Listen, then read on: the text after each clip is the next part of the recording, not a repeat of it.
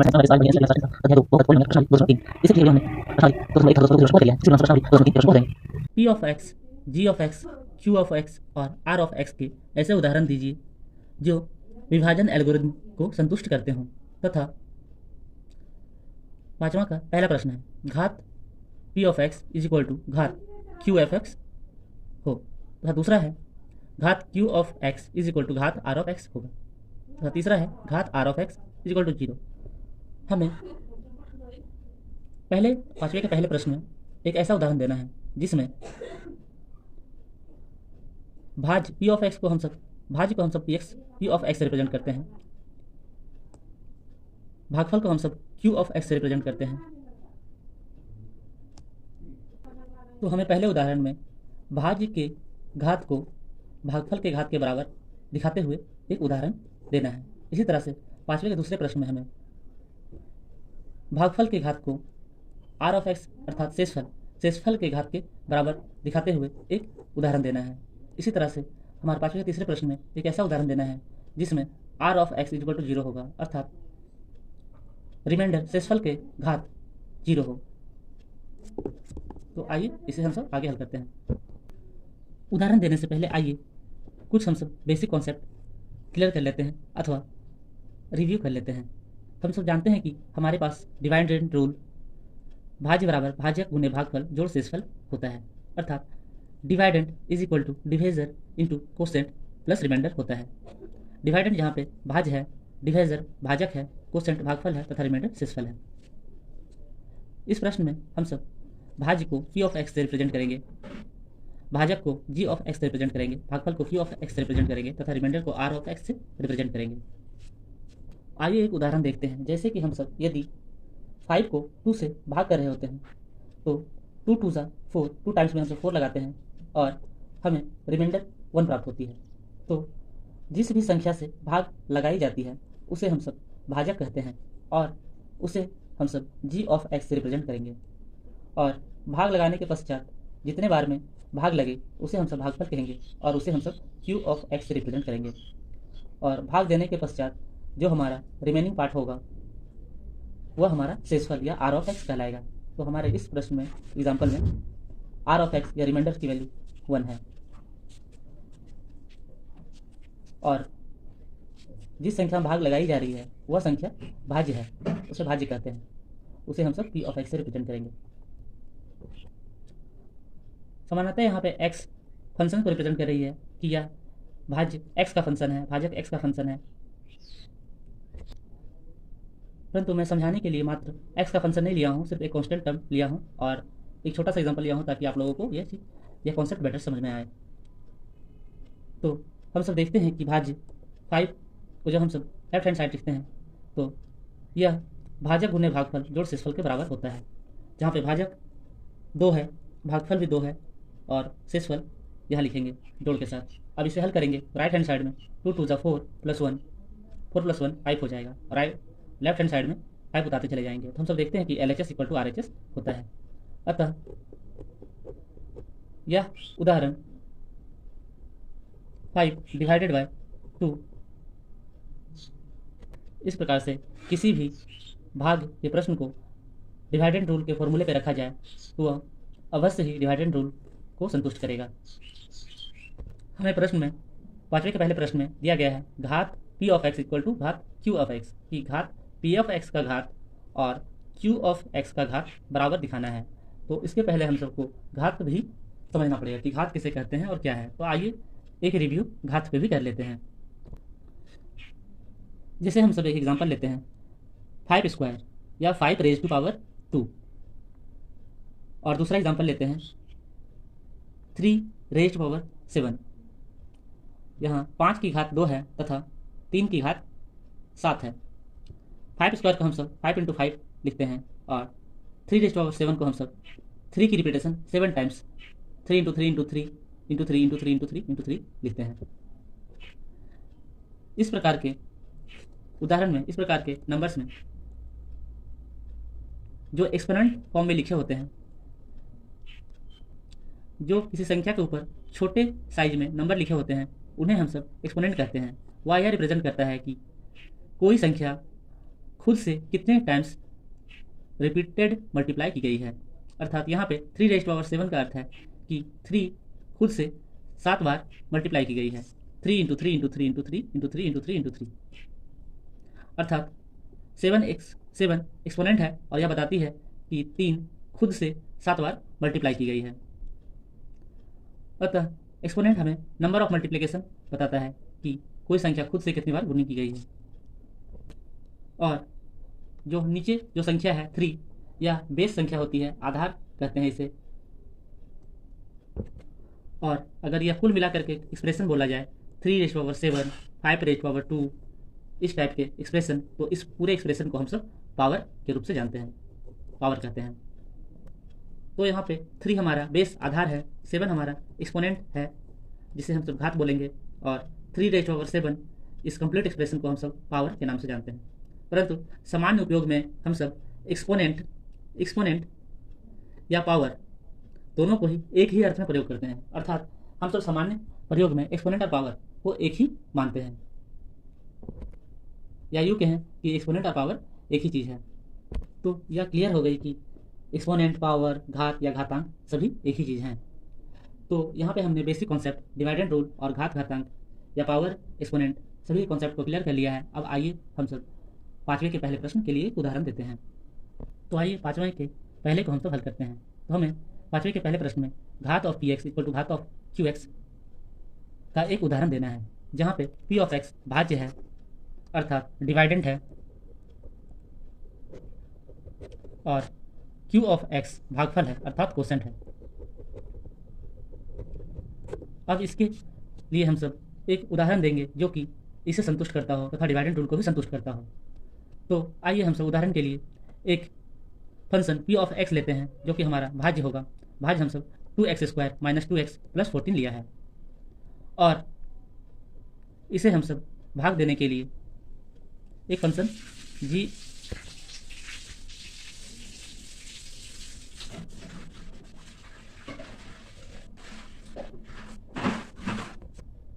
px को भाग देने के लिए हम दूसरा फंक्शन gx लेते हैं। gx हमारा भाजक है अर्थात जिससे हमें भाग देना होता है। तो हम सब भाज्य px को भाजक gx से भाग लगाते हैं।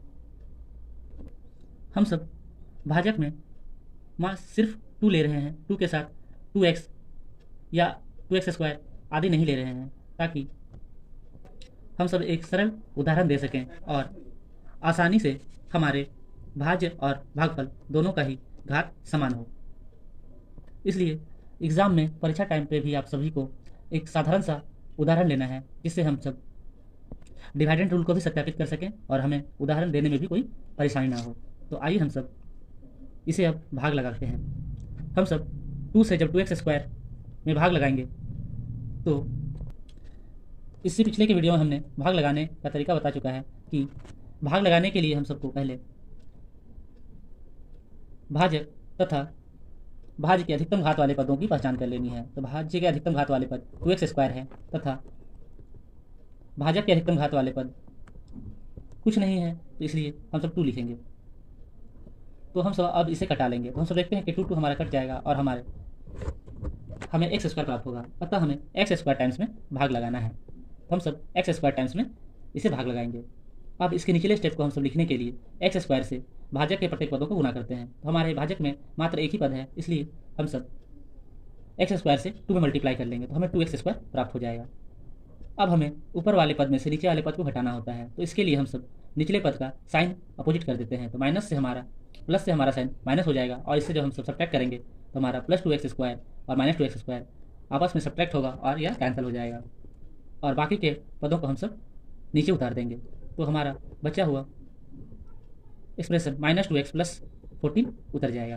अब हम सब -2x + 14 को वापस से भाज्य की तरह ट्रीट करेंगे और इसे भाजक 2 से भाग लगाएंगे। भाग लगाने के लिए हम सब पुनः से भाजक के अधिकतम घात वाले पद को भाज्य के अधिकतम घात वाले पद को भाजक के अधिकतम घात वाले पद से भाग देंगे। तो हम सब पाते हैं कि -2x को जब 2 से भाग दिया जाता है तो हमें -x प्राप्त होता है। अतः हमें भाग -x टाइम्स में लगाना है। अब नीचे वाले स्टेप को लिखने के लिए हमें -x से भाजक के पदों को गुना कर लेना है। तो minus x into two minus two x हो जाएगा। अब सब्ट्रैक्ट करने के लिए हम सब साइन को अपोजिट कर देंगे, तो हम सब देखते हैं कि माइनस टू एक्स और प्लस टू एक्स आपस में कैंसिल हो जाएंगे और हमारा रिमेनिंग पार्ट जो भी है हम सब नीचे उतार देंगे, तो हमें प्लस 14 प्राप्त होता है। अब हमें इसे भाज्य की तरह ट्रीट करना है और इसे आगे भाग लगाना है। भाग लगाने के लिए हमें भाज्य के अधिकतम घात वाले पद को लिखना है और उसे भाजक के अधिकतम घात वाले पद से भाग देना है। तो हम सब देखते हैं कि 14 से जब 2 को भाग दिया जाता है, तो जब 2 से 14 को भाग दिया जाता है तो हमें 7 प्राप्त होता है। अतः हमें 7 टाइम्स में भाग लगाने हैं, तो हम सब यहाँ 7 लिख देंगे। और नीचे वाले स्टेप लिखने के लिए हम सब 7 से भाजक को मल्टीप्लाई करेंगे। 7 इंटू 2 14 हो जाएगा और इसे हम सब अब सब्ट्रैक्ट कर लेंगे। इसके लिए नीचे वाले पद का साइन अपोजिट हो जाता है, तो यह प्लस 14 से माइनस 14 बदल जाएगा और हम सब इसे घटा लेंगे। प्लस 14 और माइनस 14 आपस में कैंसिल हो जाएगी और हमें रिमाइंडर 0 प्राप्त होगा। इस प्रकार से हमने देखा कि इस उदाहरण में हमें शेषफल अर्थात आर ऑफ एक्स 0 प्राप्त होती है और भागफल function Q of x x square minus x plus 7 प्राप्त होता है, जिसमें यदि इसका घात हम सब जांच करें तो घात क्यू ऑफ एक्स अर्थात क्यू ऑफ एक्स फंक्शन का घात अधिकतम घात ही उस फंक्शन का घात कहलाता है। तो इस फंक्शन का अधिकतम घात 2 है। तो हम सबने देखा कि भागफल अर्थात क्यू ऑफ एक्स का अधिकतम घात 2 है, इसलिए घात क्यू ऑफ एक्स 2 हो जाएगा और हमारे भाज्य में पी ऑफ एक्स फंक्शन हमें 2x square minus 2x plus 14 दिया गया है और यदि घात पी ऑफ एक्स हम सब देखते हैं तो हमें फंक्शन पी ऑफ एक्स का अधिकतम घात एक्स स्क्वायर अर्थात 2 प्राप्त होता है। तो यहाँ से हम सब स्पष्ट रूप से देख सकते हैं कि घात पी ऑफ एक्स बराबर 2 है तथा घात क्यू ऑफ एक्स बराबर भी 2 है। अतः हमें जिस प्रकार से उदाहरण चाहिए थे कि हमारा घात पी ऑफ एक्स और घात क्यू ऑफ एक्स दोनों ही बराबर हो, हमने वैसा उदाहरण प्राप्त कर लिया है। अब हम सब डिवाइड एंड रूल की जांच करते हैं कि यह डिवाइड एंड रूल को सत्यापित करता है अथवा नहीं। तो आइए इसे हम सब डिवाइड एंड रूल से आगे हल करते हैं। तो डिवाइड एंड रूल से हम सब जानते हैं कि भाज्य बराबर भाजक गुने भागफल जोड़ शेषफल होता है।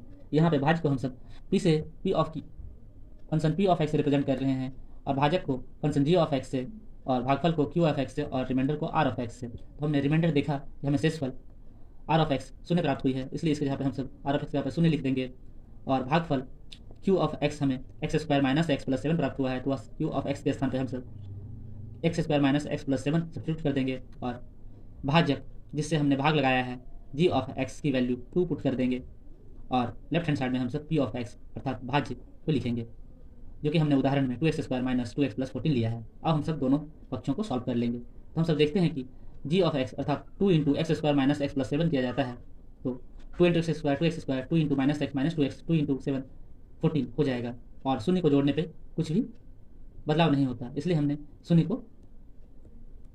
शून्य के ऐड करने के बाद भी हमें राइट हैंड साइड में 2x square minus 2x plus 14 ही प्राप्त होगा। हम सब स्पष्ट रूप से देख सकते हैं कि हमारा LHS और RHS दोनों ही पक्ष बराबर है। अतः हमने एक ऐसा उदाहरण दे दिया है जो कि डिवाइड एंड रूल को भी संतुष्ट करता है तथा जिसके घात p ऑफ x तथा घात q ऑफ x भी बराबर हैं, और वह उदाहरण है p of x equal to 2x square minus 2x plus 14 और इसका भाजक g ऑफ x हमें 2 लेना है और इसका भागफल हमें x square minus x plus 7 प्राप्त होगा और रिमाइंडर 0 प्राप्त होगा। हमने एक सामान्य सा उदाहरण लिया है इस प्रश्न के लिए। ऐसे इस प्रश्न के लिए अन्य कई भी उदाहरण हो सकते हैं। जैसे हम सब यदि किसी से पूछा जाता है कि कुछ फल के उदाहरण दीजिए, तो कई फल हो सकते हैं, आम, जामुन आदि। उसी प्रकार से इस प्रकार के समीकरण का भी यह एक उदाहरण है। तो ऐसे और भी अन्य बहुत सारे उदाहरण हो सकते हैं। अब हम सब पांचवें के दूसरे प्रश्न को हल करेंगे। हम सब अब पांचवें के दूसरे प्रश्न को हल करते हैं। पांचवें के दूसरे प्रश्न में हमें घात Q of x is equal to घात आर ऑफ एक्स का एक उदाहरण देना है। क्यू ऑफ एक्स हमारा भागफल है तो और आर ऑफ एक्स हमारा शेषफल है। तो हमें इस प्रश्न में भागफल के घात तथा शेषफल के घात समान हो ऐसे उदाहरण देने हैं तथा यह डिवाइड एंड रूल विभाजन प्रमेयिका को भी संतुष्ट करती हो ऐसे उदाहरण देने हैं। तो ऐसा उदाहरण हमने लिया है p ऑफ x हमारा भाज्य है x cube plus x square plus x plus 1 तथा हम सब इसे भाजक g of x is equal to x square minus 1 से भाग देते हैं तो हमें भागफल q of x is equal to x plus 1 प्राप्त होता है तथा remainder r of x equal to 2x plus 2 प्राप्त होता है। हम सब अपने दिए गए उदाहरण में देखते हैं कि फंक्शन जी ऑफ एक्स में एक्स की अधिकतम घात एक्स स्क्वायर है। हमारे भागफल के फंक्शन क्यू ऑफ एक्स में एक्स की अधिकतम घात 1 है, इसलिए घात क्यू ऑफ एक्स का मान हमें 1 प्राप्त होता है तथा R of X function 2x plus 2 है तो इसमें घात आर ऑफ एक्स का मान हमें 1 ही प्राप्त होगा क्योंकि x का अधिकतम घात 1 है। तो हमने जो उदाहरण लिया है इसमें घात q of x is equal to 1 तथा घात r of x is equal to 1 है। तो यहाँ तक हमने प्रश्नानुसार उदाहरण तो ले लिए हैं कि घात q ऑफ x बराबर घात r ऑफ x क्योंकि दोनों के ही घात समान है। अब हम सब अपने दिए गए उदाहरण की सत्यता की जाँच करते हैं। अपने उदाहरण की सत्यता के लिए हम सब अपने उदाहरण में दिए गए भाज्य को भाजक से भाग करते हैं। तो हम सब देखते हैं कि भाग लगाने के लिए हमें सबसे पहले भाजक के अधिकतम घात वाले पद तथा भाज्य के अधिकतम घात वाले पदों की पहचान करनी होती है। उसके बाद हमें भाज्य के अधिकतम घात वाले पद से भाजक के अधिकतम घात वाले पद को भाज्य के अधिकतम घात वाले पद को भाजक के अधिकतम घात वाले पद से भाग लगाना होता है। तो हम सब देखते हैं कि जब हम सब एक्स क्यूब को एक्स स्क्वायर से भाग देते हैं तो हमें एक्स प्राप्त होता है, अतः हमें एक्स टाइम्स में भाग लगाने हैं। इसके निचले के स्टेप को लिखने के लिए हम सब x से भाजक के प्रत्येक पदों को गुणा कर लेंगे तो x गुने एक्स स्क्वायर एक्स क्यूब हो जाएगा और x गुने -1 माइनस एक्स हो जाएगा। तो हम सब इसे x के सामने लिख देंगे और सब्ट्रैक्ट करने के लिए निचले प्रत्येक पदों का साइन अपोजिट कर लेंगे।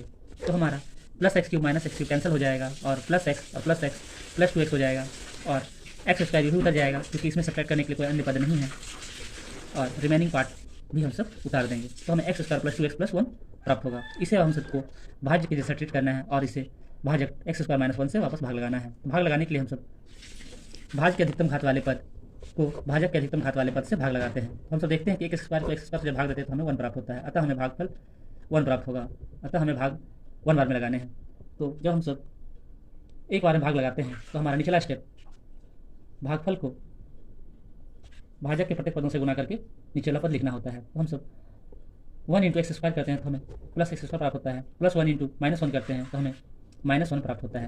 अब सब्ट्रैक्ट करने के लिए हम सब निचले प्रत्येक पद का साइन अपोजिट कर लेते हैं और इसे आगे घटाते हैं। तो हम सब देखते हैं कि plus x square minus x square आपस में कैंसिल हो जाएगी और हमें प्लस 2x और प्लस 2 प्राप्त होगा। हम सब यहाँ रुक जाएंगे क्योंकि हमें भाग लगाना रोक देना होता है जब रिमेनिंग पार्ट का अधिकतम घात भाजक के घात से छोटा हो जाता है। अतः यहाँ पे रिमेनिंग पार्ट का अधिकतम घात भाजक के घात से छोटा है, इसलिए हमें यहाँ रुक जाना है और यह हमारा शेषफल कहलाएगा। तो यहाँ पे हमें Rx की वैल्यू 2x प्लस 2 प्राप्त होती है तथा घात Rx की बात करें तो हमें हमारे फंक्शन Rx की अधिकतम घात 1 है, इसलिए घात R ऑफ x की वैल्यू 1 होगी और हमें भागफल अर्थात q of x function x plus 1 प्राप्त होती है। और घात q ऑफ x की बात करें तो function q of x is equal to x plus 1 है और x की अधिकतम घात 1 है, इसलिए घात q ऑफ x की वैल्यू हमें 1 प्राप्त होती है और शेषफल r ऑफ x घात r ऑफ x की वैल्यू भी हमें 1 प्राप्त होती है। अतः दोनों का ही घात हमने बराबर लिया है जैसे कि हमें प्रश्न में उदाहरण में बताया गया था। अब हम सब डिवाइड एंड रूल की सत्यता की भी जाँच कर लेंगे। अब हम सब प्रत्येक के मान को डिवाइड एंड रूल में रख देंगे। हमारे px के स्थान पे x cube plus x square plus x plus 1 हो जाएगा और भाजक g ऑफ x के स्थान पे एक्स स्क्वायर माइनस 1 लिखेंगे और हमें भागफल q of x x plus 1 प्राप्त हुई है तो हम सब एक्स प्लस 1 लिख देंगे मल्टीप्लाई के रूप में और रिमाइंडर r ऑफ x के स्थान पे हमें रिमाइंडर जो प्राप्त हुई है 2x प्लस 2 इसे लिख लेंगे। अब इसे हम सब लेफ्ट हैंड साइड को यूँ रहने देंगे और राइट हैंड साइड को आगे सॉल्व करते हैं। तो हम सब पाते हैं कि एक्स स्क्वायर माइनस 1 तथा एक्स प्लस 1 आपस में मल्टीप्लाई के रूप में है, तो आइए इसे हम सब मल्टीप्लाई कर लेते हैं। पहले हम सब एक्स स्क्वायर से इसके दोनों पदों को गुना कर लेंगे। X square into x x cube x square into plus 1 तो प्लस एक्स स्क्वायर हो जाएगा। अब इसी तरह से -1 से हम सब इसके दोनों पदों को गुना कर लेंगे। -1 into x minus x -1 into plus 1 minus plus minus 1 into 1 1 तो -1 प्राप्त होगा और प्लस के पदों को यही उतार देंगे प्लस 2x प्लस 2। अगले स्टेप में हम सब लेफ्ट हैंड साइड को यही रहने देंगे और राइट हैंड साइड को थोड़ा अरेंज कर लेंगे। तो एक्स क्यूब यही उतार देंगे, एक्स स्क्वायर उतार देंगे और एक्स वाले टर्म हमारे पास 2 हैं इसलिए हम सब इन्हें साथ में सॉल्व कर लेते हैं। -x और plus 2x minus plus minus होते हैं इसलिए माइनस करना है, तो 2x में से x माइनस करें तो हमें x प्राप्त होगा और क्योंकि बड़े के साथ प्लस का साइन है इसलिए हमें प्लस x प्राप्त हो जाएगा। और कांस्टेंट टर्म हमारे पास 2 है -1 और प्लस 2 माइनस प्लस वापस से हमें माइनस करना है, तो 2 में से 1 माइनस करें तो 1 प्राप्त होगा, और बड़े के साथ प्लस का साइन, इसलिए प्लस का साइन उतार देंगे। तो हम तो स्पष्ट रूप से देख सकते हैं कि हमारा LHS और RHS दोनों ही बराबर है। अतः दिया गया उदाहरण हमारा डिवाइडेड रूल को भी संतुष्ट करता है। अब हम सब पाँचवें के तीसरे प्रश्न को हल करेंगे। तो हम सब पाँचवें के तीसरे प्रश्न को हल करते हैं। पाँचवें के तीसरे प्रश्न में हमें एक ऐसा उदाहरण देना है जिसका घात r of x equal to 0 हो, अर्थात रिमाइंडर के घात 0 हो। तो ऐसा उदाहरण हम सब लेते हैं p of x equal to x cube plus 2x square minus x plus 2, और भाजक लेते हैं g of x equal to x square minus 1, जिससे हमें फंक्शन px में भाग देने पे हमें भागफल q ऑफ x की वैल्यू x प्लस 2 प्राप्त होती है तथा रिमाइंडर r ऑफ x की वैल्यू 4 प्राप्त होती है।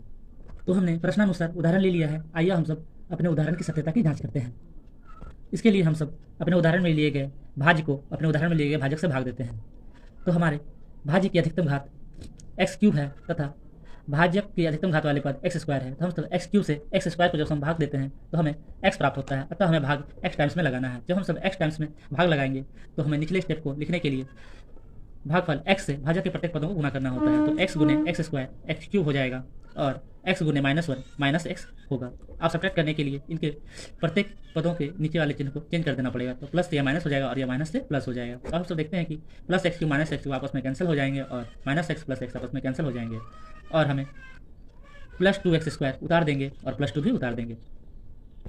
अब हमें 2x स्क्वायर प्लस 2 को भाज्य की तरह ट्रीट करना है, और अब इस सबसे एक्स स्क्वायर माइनस 1 से वापस से भाग लगाएंगे। इसके लिए हम सब भाज्य के अधिकतम घात वाले पद अर्थात 2x स्क्वायर को भाज्य के अधिकतम घात वाले पद एक्स स्क्वायर से भाग देंगे। तो एक्स स्क्वायर हमारा कट जाएगा और हमें 2 प्राप्त होगा। अतः हमें भाग 2 बार में लगाना है। जब हम 2 बार में भाग लगाएंगे तो हमारा निकला step 2 into x square plus 2x square और प्लस 2 इंटू माइनस 1 माइनस 2 प्राप्त होगा। और इसे सब्ट्रैक्ट करने के लिए हम सब नीचे वाले पदों के साइन को चेंज कर लेंगे, और हमें plus 2x square minus 2x square cancel हो जाएगा, और प्लस 2 और प्लस 2 हमें 4 प्राप्त होगा।